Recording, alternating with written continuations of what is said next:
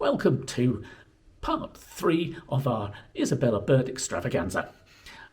And, this is the part of the video where we would have been out on the streets of Malacca, showing you what an exciting place it is with very colourful trishaws and what have you. And then we'd go to the port that Isabella Bird arrived at, where she talks about all the different ships and the Chinese coolies on the dock, and how irritating it is that she couldn't be met by anybody, and she didn't know what she was doing or where she was going, and so on and so forth. And we would show, well, the port doesn't quite look like the way it did then, but we tried drone shots and we tried pictures and other inserts and all sorts of things to make it really exciting for you, but we can't do that.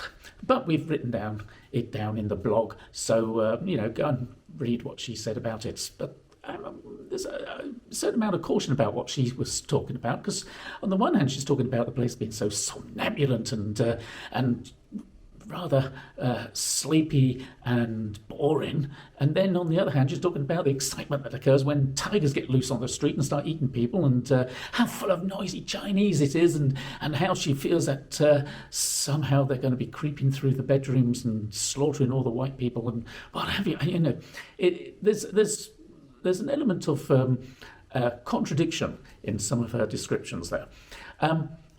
And if she had been around a little bit earlier, a few years earlier, this rather comparatively sleepy place would have been a lot noisier, because basically they were shooting each other and riots and other such sort of inconveniences.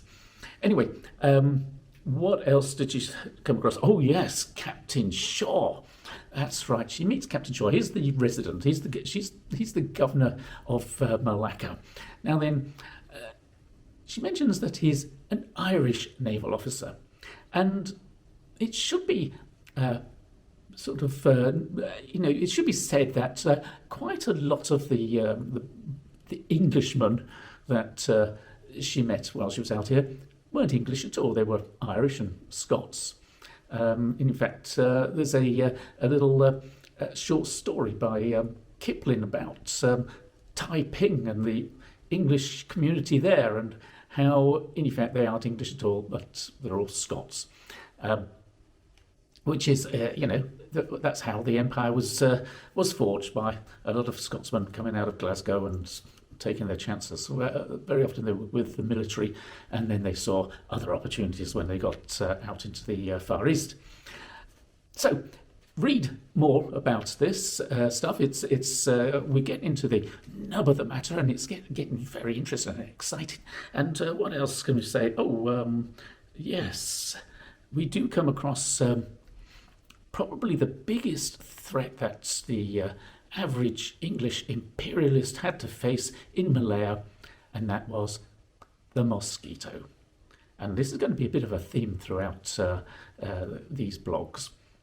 So, like, subscribe, share, hit the notification bell, and keep on coming back and read on, because we've got a lot of this stuff to put out. So I'm hoping that it's of interest to you, and that my rather croaky voice doesn't put you off. It's, I don't know what it is. I think it's living indoors all the bloody time is drying up my throat and addling my brain.